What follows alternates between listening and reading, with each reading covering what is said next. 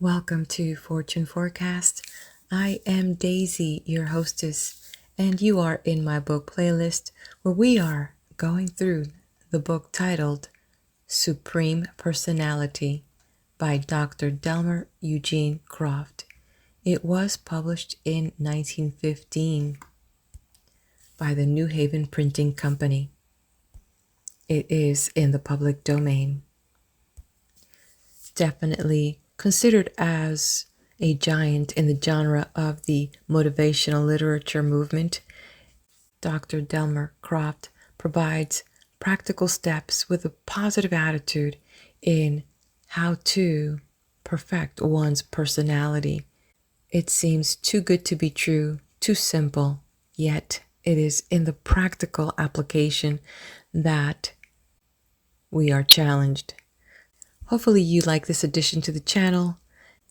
And without further ado, let's turn the page to Lesson 2 titled Supreme Control of Age. Youth is eternal. Nature never grows old.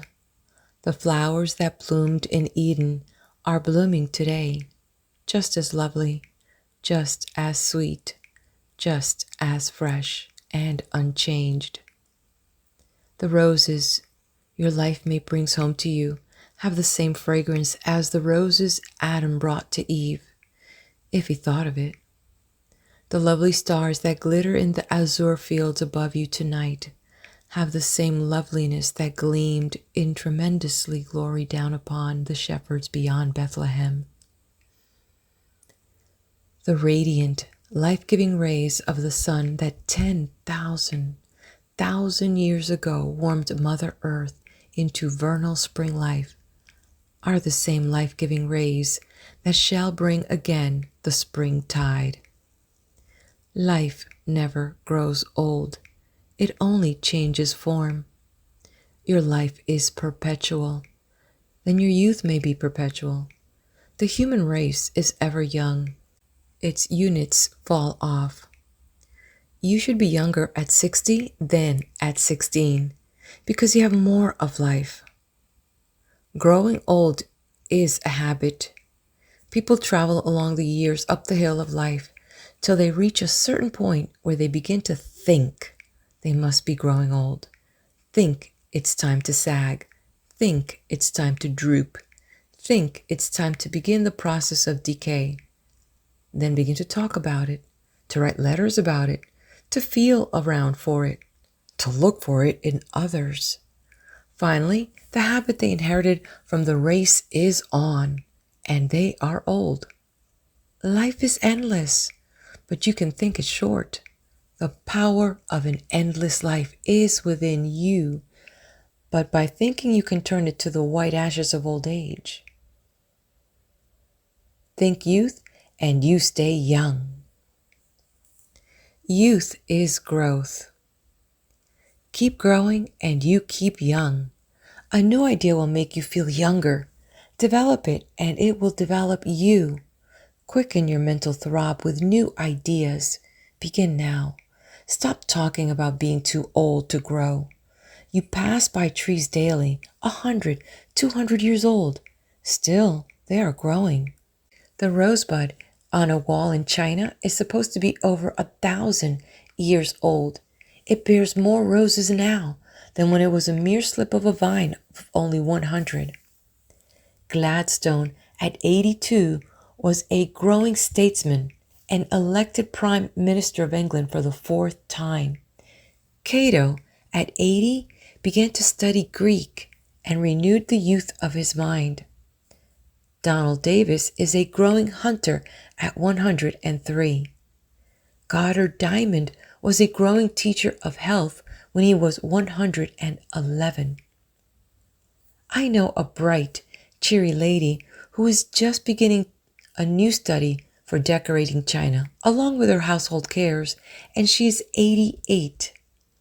Also, another woman who has taken up a new process of enlarging drawings into watercolors, and she is 81 years young. The fig tree withered when the Master of Life found it not growing, producing, creating.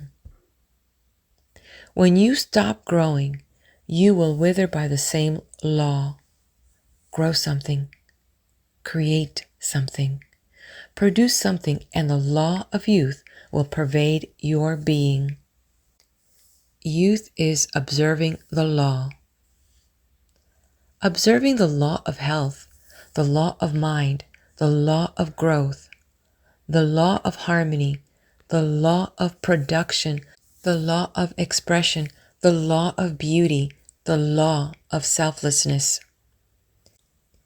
Keep your bodily forces up. Rebuild destroyed tissue. Keep the system free of waste. Stop poisoning your body with anger, hate, jealousy, fear. Keep your mind sweet. Think cheerfully. Avoid mental turmoil and excitement. Two great enemies of youth are worry and fear. The next is selfishness. Think every morning when you rise, this new day is new life. It is fresh from the hand of God. It is mine to use. I will increase it unto the perfect day. Grow in each day and make each day grow. Check discord. Quit useless discussion, for it weakens and withers. Stop quarreling. Check complainings. Root criticism out of your life. You are bigger than these things. Get into harmony. You are of the world, upon worlds, universe unto universe.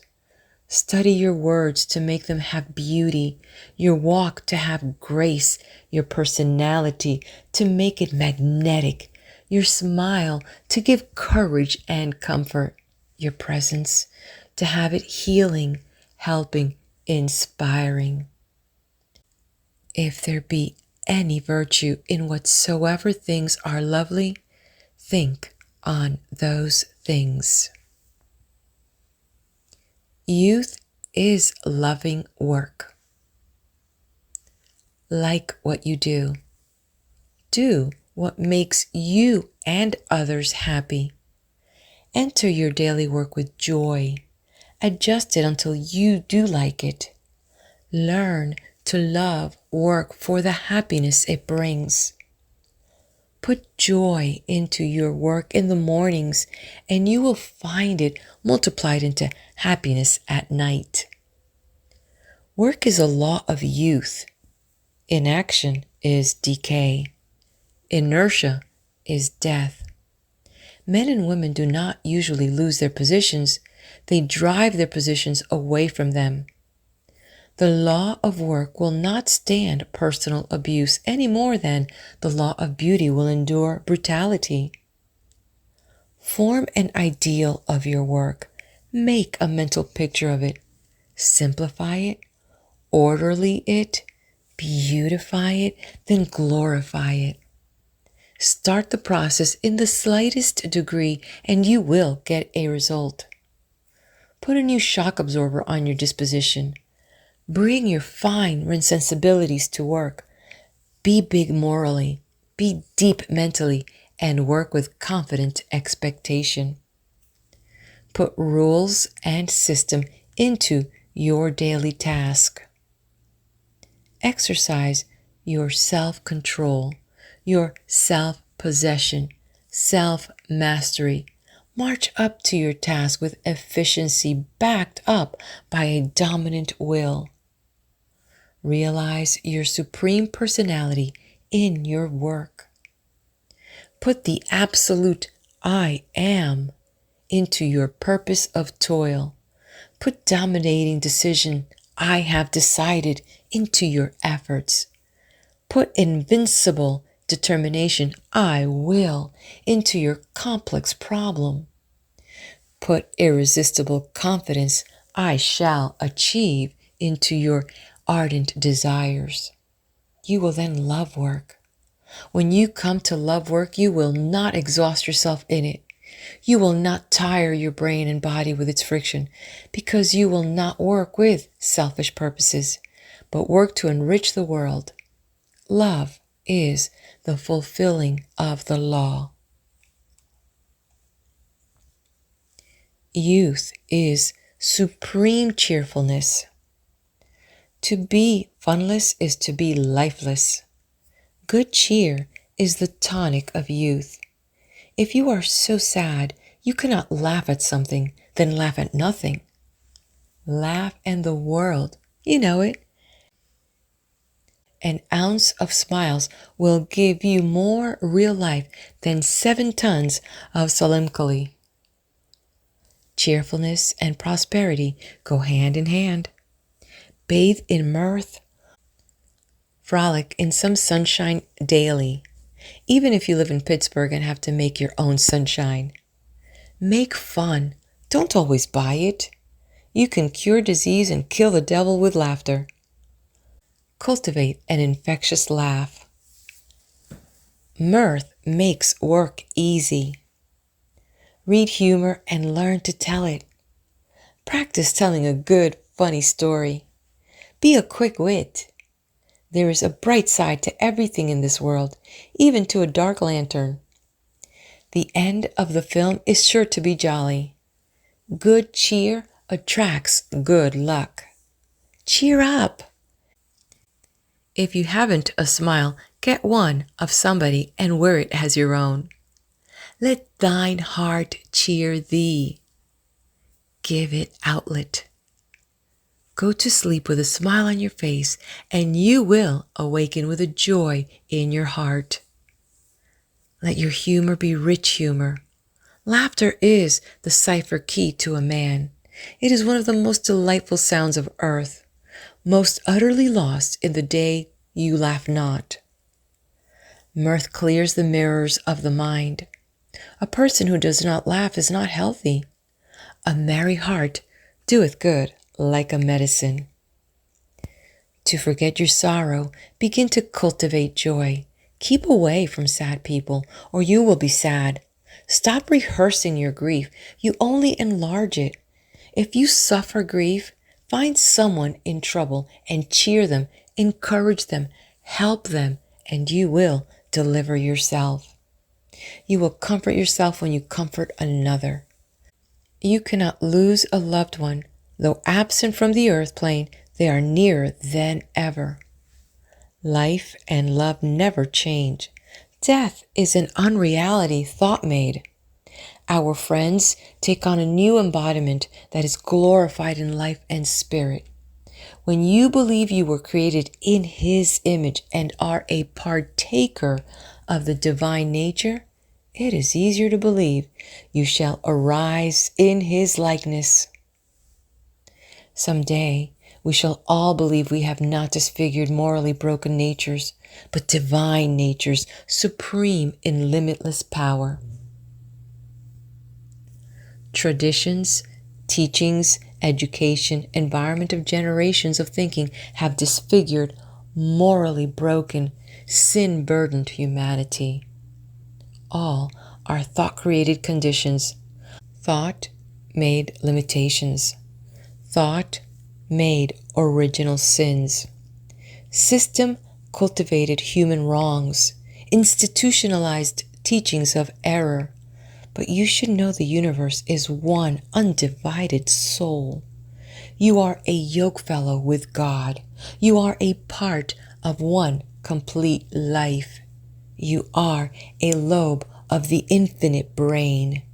You are a supreme personality of absolute personality. Nothing that has life is goddamned. Quotes by the author. Where love is only a dream, the marriage is an alarm clock. If you cannot endure your mother-in-law, you can begin your plans at once to live alone when your children are married. A quarrel between two people to settle things is a good deal like a dogfight in a flower bed. The only things that get settled are the flowers. Nearly always, when you hear the lusty wail of a boy with energy plus filling the air, you can look in at the window and find a woman's hand at the seat of his trouble.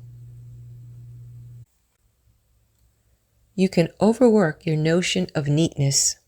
A woman in Vermont crippled her usefulness for life by mopping a hole through her kitchen floor and falling into the cellar.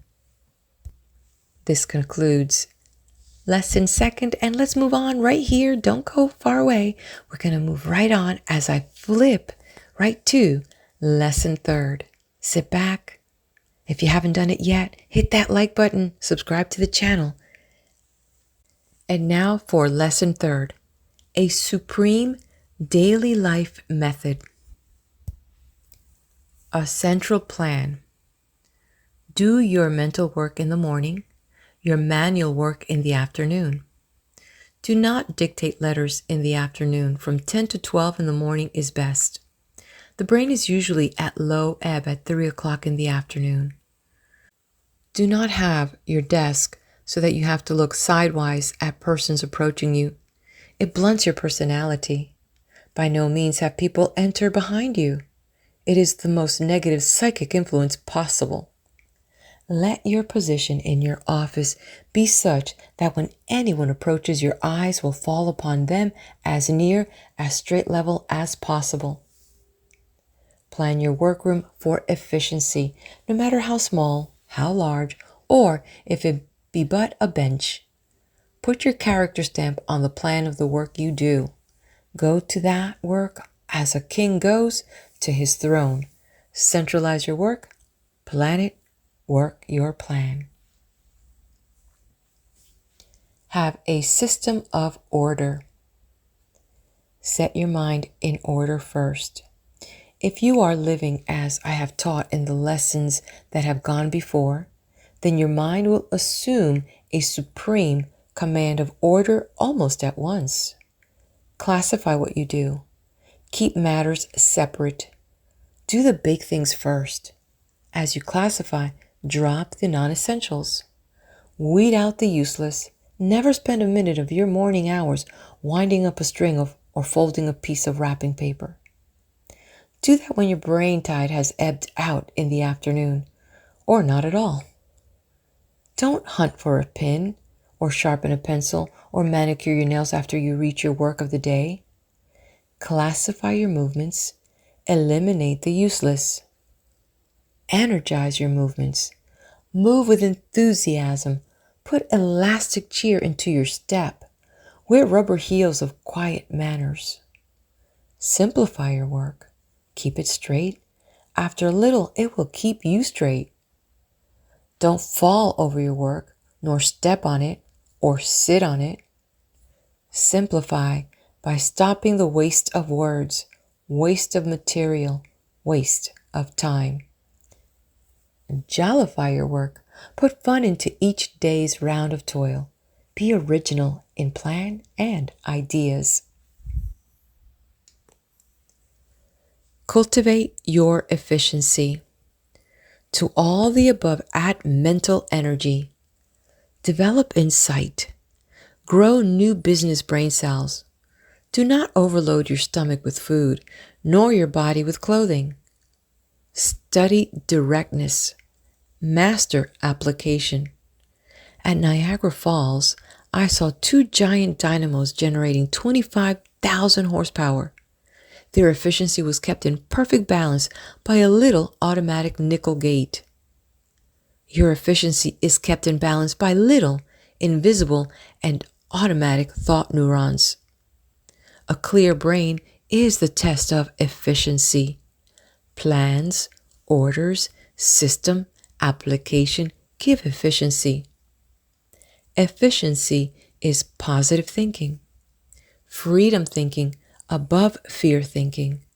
Get out and keep out of negative thinking. Just as soon as you drop negative thinking, your mind will begin to rise to a new brilliance of expression. One big element in efficiency is silence. It is the strongest thing to be silent. Noise is emptiness, weakness, inefficiency. Silence is the law of greatness. Noise, the breaking of the law.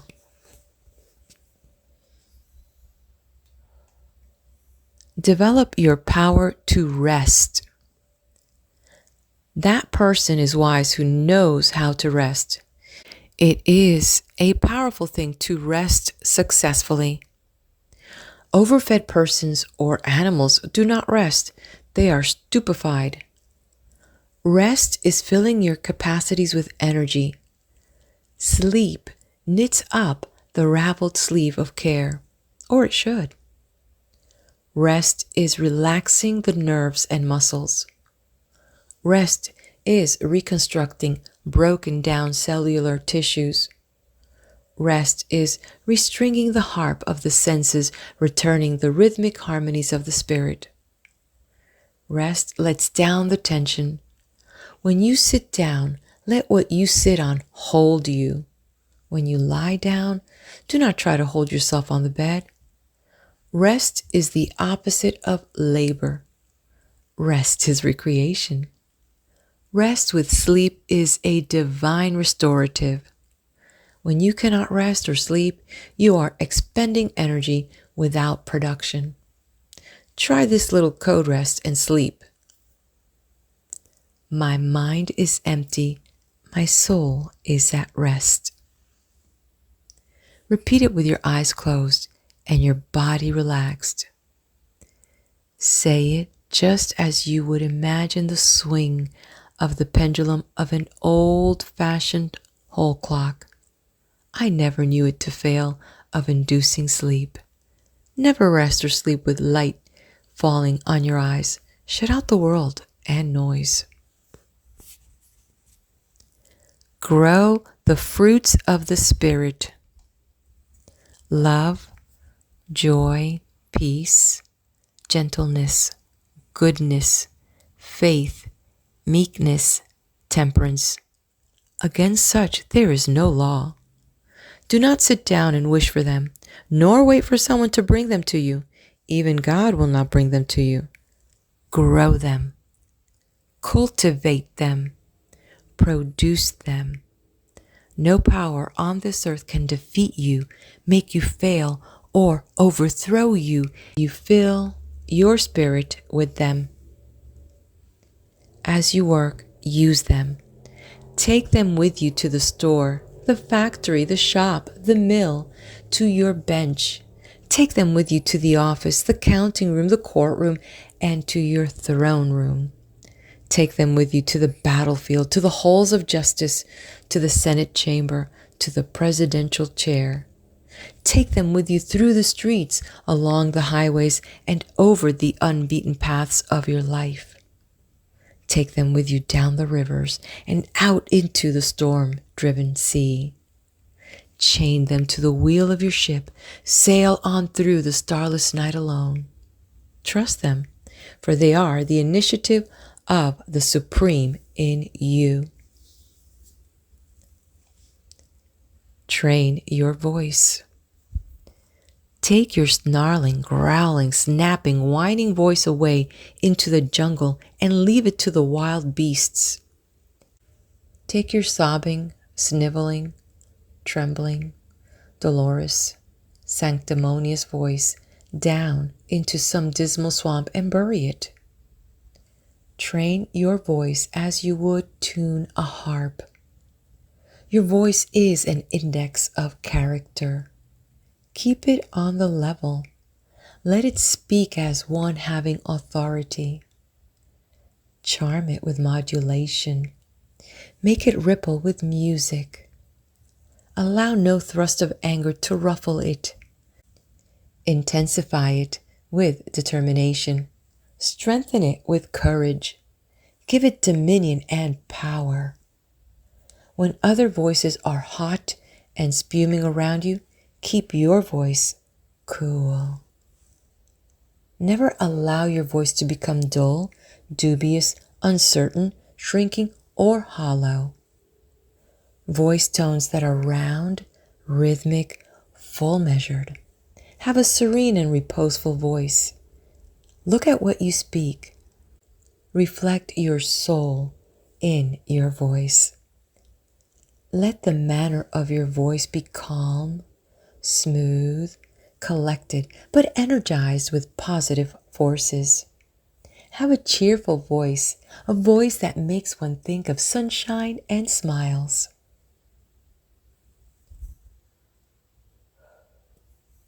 How to love relatives. To love your relatives, be away from home all you can. To have them love you, keep about 300 miles between you and them. Thousands of homes and lives are wrecked by two families of the same family trying to live under the same roof. Noah would have foundered with the ark 10 days after the flood started if he had taken more than two out of any one family with him. Cain would never have killed Abel if Adam hadn't made the fool blunder of trying to keep his two sons everlastingly with him. Of course, there was some excuse in the fact that in those days New York and Paris were not brilliantly attractive cities. If there is any one thing outside a church row that tickles the devil into a frenzy of laughter, it is when a young married couple go home to live with the family. There is about as much real-life joy and harmony in it as there would be in a jungle picnic of monkeys and parrots. There is just one place where large families can dwell together peaceably: the graveyard. It is contrary to natural law that families of grown-ups should live together. When a cub bear is old enough, big enough to hunt for food, and comes back after he once goes out, his mother gives him a mauling that makes him feel he would rather starve than come back again. Does she love him? Of course she loves him to the limit of her instinct. Loves him to the point of pride that she wants him to be a brave, daring, self-reliant master of the forest. When the whelps of a lion get to be more than playful kittens, the mother leads them into the jungle, slips away, leaving them to hunt. The young lions may return to the old home, but their father and mother have moved away to a distant den. To evolve their natures, to become supreme denizens of the forest, they must rely upon their own prowess. Take the eagle. When the mother eagle by instinct knows the wings of her babies have become strong enough to support their bodies, she pushes them out of the eyrie. They fly or will be dashed to death on the rocks. They always fly. But you say human beings are not bears, lions, or eagles. Well, humans could well afford to attend the Nature College of the Wild Animals of the Woods to learn the ethics of health, happiness, and the development of the individual.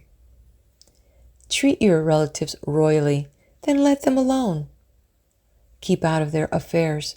Try to keep them out of your affairs. Be kind, generous, sympathetic, but keep out of the danger zone. Insist upon living by yourself, living your own life, thinking your own thoughts, playing your part in life's drama. Parents wish they could hold their children. The way to hold them is to let go of them. If you love them, you will let go. Love is unselfish. God sent His only Son on the loneliest journey ever taken, and He came back crowned with glory. God can live with lots of people. You and I can't. Abraham amounted to something. God said to him, "Get thee out." And he went out, not knowing whither. He stayed until he became the head of a people as numberless and brilliant as the stars of the heaven. But Isaac hung around home, lived on his father's greatness, and the only real thing he did was worthwhile was to redig some wells his father had dug before him. The first time he saw his sweetheart Rebecca, whom another man had to go and get for him, he lifted up his voice and cried like a boob. He had become soft on the mutton and grape juice of his father.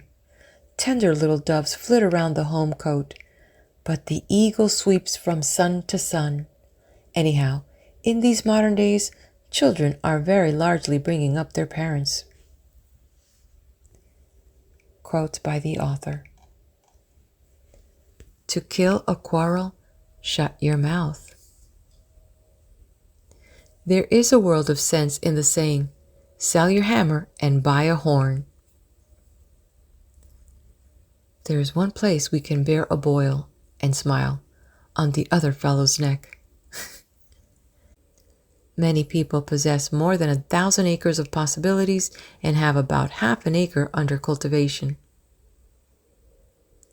The best way to exterminate mosquitoes would be to start a plan to cultivate them as a money-making commodity. Stop nagging, twitting, insinuating, suspecting those whose love you wish to hold. You assassinate love when you ridicule it. Temper is the yeast of personality. No man or woman ever rises in the world without it. A razor, knife, axe, or writer, actor, minister without it isn't worth a damn in any market. Never lose your temper. Lose all things, but keep your temper. When I see people who are great stickers as to form or attitude in prayer, they remind me of my old neighbor, Saxby, who fell into Bill Smith's well. He said, "The prayingest prayer I ever said was in that well standing on my head." Do you know the meanest thing about the worst boy on your street? I will tell you. It is the fact that you do not like him, and he knows it. God never made a mean boy. Parents have made some, towns have made some, and cities have made a host. And this concludes lesson 3rd of the Supreme Personality. I'll meet you on the next video for lesson 4th. Don't miss it. It's the supreme law of success.